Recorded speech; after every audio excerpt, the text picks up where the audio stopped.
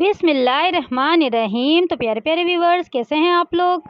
आज मैं लेकर आई हूँ आपके लिए शीर खोरमे की रेसिपी।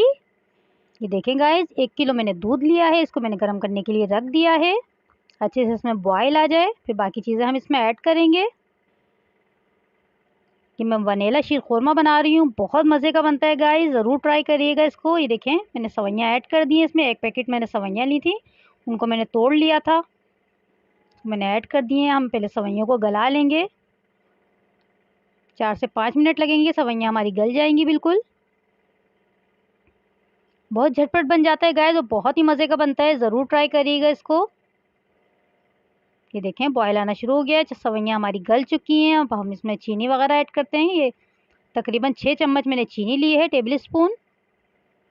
कम या ज़्यादा आप कर सकते हैं अपने टेस्ट के हिसाब से।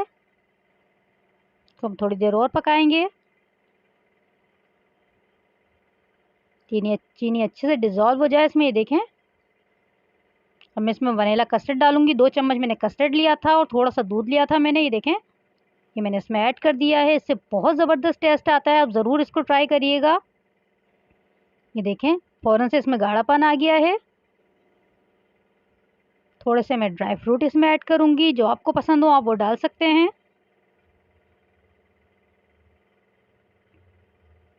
देखें, तकरीबन पक चुका है हमारा ये बिल्कुल। कितना झटपट तैयार हुआ है ये बहुत ही मज़े का लगता है। ठंडा करके आप इसको सर्व करिएगा, ये बहुत मज़े का लगता है।